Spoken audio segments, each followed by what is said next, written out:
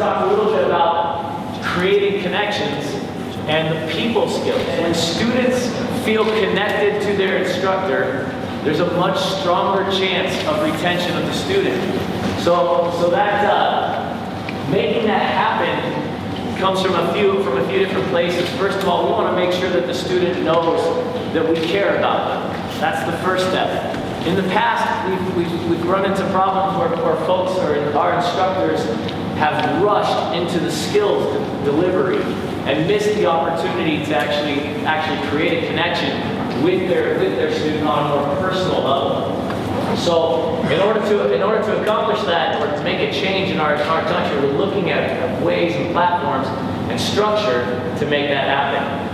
A little bit more about that. We also believe that if we can improve or strengthen the people skills in our instructors, that will increase that student retention conversion, and that'll have an impact on our instructor retention and conversion. In the United States, the average snowboard instructor lasts about 1 to 3 years on average. It's a very short-lived career in the US, and it makes it very difficult for us to get to high levels of training and skill with the majority of our instructors. The next piece that I'd like to talk about is US conversion. So right now, conversion in the United States is hovering around 17%. So that moment when people are committed to our sport, we're about 17%. And it's interesting because when you look at a new instructor, 17 out of 100 students who try our sport will commit to the sport. The other 83%, so 83 out of 100, will never come again.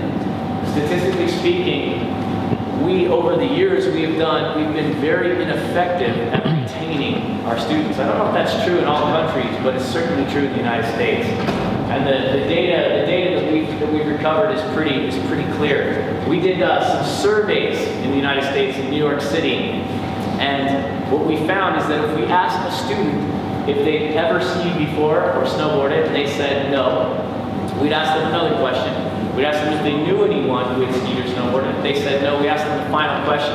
And that final question is, what do you think your first day on skis or snowboard would be like?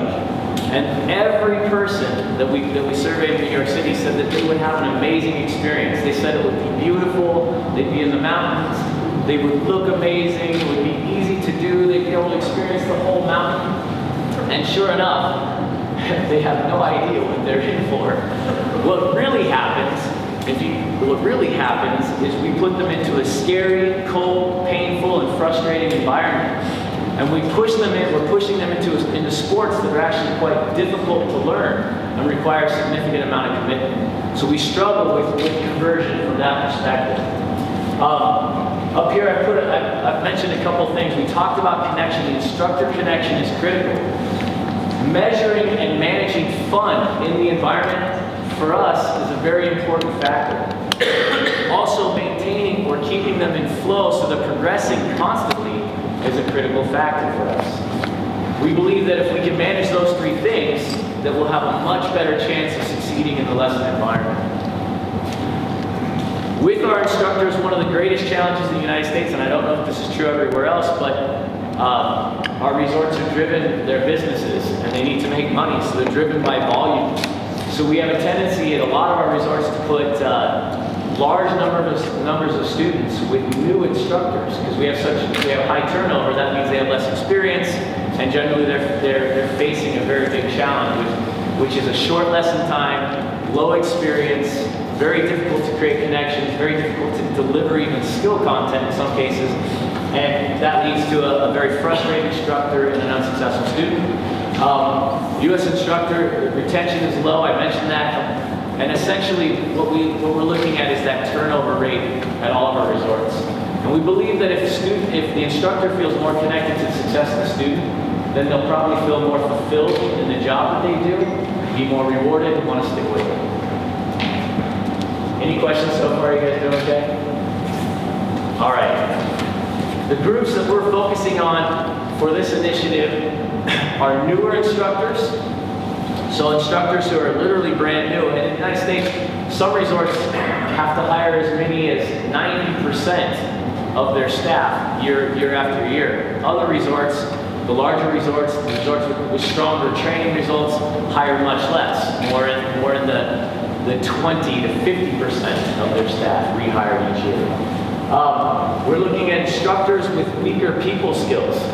So because not all of our instructors necessarily have these traits naturally, we'd like to believe that everyone can develop that naturally, but sometimes it takes effort. We need to support them. Instructors entering the certification process have a tendency to get very focused on the skill, the technical side of the process. When that happens, they also tend to lose their focus on developing their people skills. So on the snowboard side, we're actually looking at ways to develop our exams to draw those behaviors out of our instructors, out of our candidates, so that they're more focused on developing strength and creating connections, rather than primarily focused on technical knowledge, technical skill, and logical progressions, that kind of thing. So what we came up with at our last demo team training was sort of a personal connection model. So our first attempt at creating some structure to develop a way to measure the steps of the initial experience. So we first thought that we would look very carefully at the beginner student's experience and what that new instructor would go through. And generally, in the United States, what you go through in group lessons is you walk out to a corral with lots of students. You talk to your supervisor, and they direct you to who you're going to be teaching that day. And what happens next is the experienced instructor might know to do these things, but the less experienced instructor may not. And so from a distance, if Eric Rolls, one of my teammates in the back, were to assess me right now, he'd probably look at me and tell you that maybe I'm a little nervous. So he'd first read me from afar and make sure and understand what my body language looks like and how I'm standing and if I'm comfortable in those things. And with that information, he would then be able to determine how he's going to initially greet me and make first contact, which is that welcome concept. So in that piece, once he's assessed read me and understands my body language and makes a decision, he can then decide if he should come over and put his arm around me and give me a little hug, throw me a high five, say hello, be welcoming, maybe tell a joke. Depends on the moment, but that first read's really critical and sets the tone for the next steps. Once he's welcomed me, then it's important, and this is where instructors tend to get off track, and they go in maybe the wrong direction in our opinion. And that is the first conversation generally goes to, what other sports have you played? Have you ever rollerbladed or skateboarded or done anything like that? They start to ask questions about crossover sports and that type of activity, rather than making a real personal connection and figuring out who that person is. It's probably more important that we take a little bit of time in the beginning to figure out why that person is who they are, not just why they're here for the lesson. Once we've done that and we've established that process, or that engaged in that way, we then move on to assessing all of that data. So the next step is I take everything that I've learned and understood and all my interactions, and I can start to make a decision about how I'm going to form an action plan with my students. So we set goals, we move in a direction with the student, very student-centered. But what we're trying to do is to get our instructors to take a moment to dig a little deeper into the student's life so they have a little bit more to work with. In comedy, they would call it the callback. There are 11 basic formulas that comedians use in the United States. It's probably true in other countries, but in the US there's 11 formulas. The most popular formula is the callback. And the callback is where someone sets up a joke, they tell you a little story at the beginning of their set, and then all throughout the set they might call back on that one moment in time to bring you back in and re-engage you. When we do this right, when we get that read, welcome, and engage right, as we're going through our lesson experience, we can always come back and call back to those moments. Just knowing that, for example, I always tell the story of how I learned to ski. When I was young, I started skiing when I was 11, and I was overweight and not very athletic.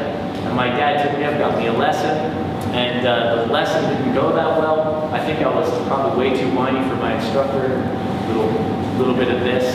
And by the end of the lesson, my brother could ski, my friend could ski, I couldn't ski. And so I ended up getting so frustrated that I threw the skis into a tree well. I sat there and I pouted until my dad found me.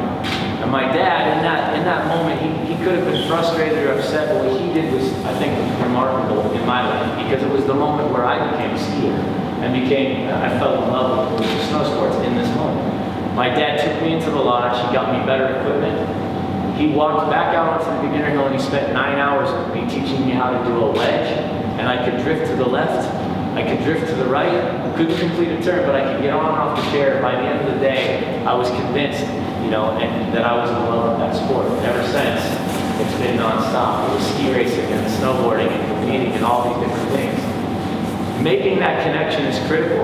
I threw a couple of photos up here for you to examine body language. I love the photo of the football coach aggressively attacking or engaging his player. And maybe he's trying to make a point and light a fire. But if you read that body language, I'm guessing that football player right after this probably needs a hug. If you look at the baseball coach with the Little League baseball player, clearly that pitcher had a tough moment. That coach has gone out there to embrace him and give him a warm welcome, and then engage with him and let him know that it's going to be okay. Reading body language and creating that connection is absolutely critical to initiating the lesson.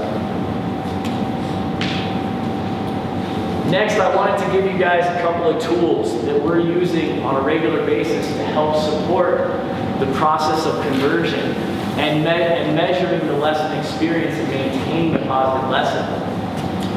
One thing, and it's funny that I'm about to talk about the 4 kinds of fun, because right now you guys are sitting in a small room where it's a little cold and you're not having, I'm sure, that much fun. So we could get up and do a big activity, but I think we'll save it for the mountain tomorrow. We actually some of our clinicians are presenting on some of these things tomorrow, and I'm sure they're going to show you a very good time. I had the opportunity, the privilege of teaching a woman in the United States who's known as the leading expert in the science of fun in the gaming industry. So gaming in the United States is video games. It's Call of Duty, it's apps on your phone, and in the US, they're very, very analytical about how these work. They're actually held to a very tight standard professionally, in that video games must keep their players engaged every 3 seconds, or the game will fail as an app or as a mainstream video game on Xbox or PlayStation. So this woman, Nicole, she came up to learn how to snowboard, and it was a pretty tremendous experience. We're going through it. She explained to me that every 3 seconds she tries to re-engage a gamer. For me, she asked me about halfway through the lesson how often I thought I had re-engaged her, and I thought maybe because she said, you get feedback, you change the topic, you move, you do this. I thought maybe every 60 seconds or something like that at best. And she'd been timing me, and I didn't even realize it. And she said that I've been doing it every 10 seconds. Every 10 seconds, I was changing, I was giving her feedback, positive feedback, correctives, moving, changing the environment, changing the activity. I didn't realize that I was just doing what I do, and I'm sure that the rest of you, when you're in that moment, do the very same thing. You probably have a very high frequency of engagement and re-engagement, part of the model that we were talking about earlier. The ability to stay engaged is critical. Every 10 seconds is, I think, probably a relatively solid benchmark. But for our new instructors in the United States, the time is back.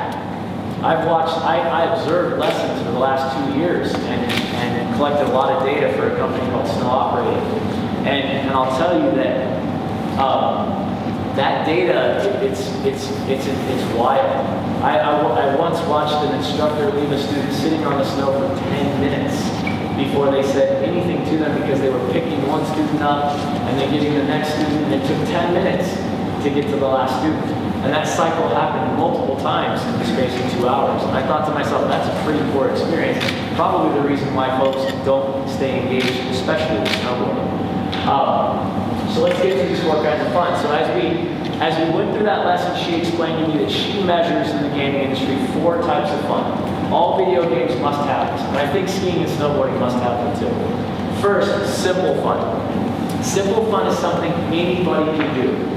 So it's like dribbling a basketball or playing catch with your friend. But I think in the snow sports, it's like tubing. So anybody can get on a tube or a sled. As long as you don't have a heart condition, you're going to be okay, right? Tubing is good. It lasts, that fun lasts for maybe 30 minutes to an hour, right? Have any of you ever tubed for 8 hours? Okay, I'm crazy. It's just me. It's only me.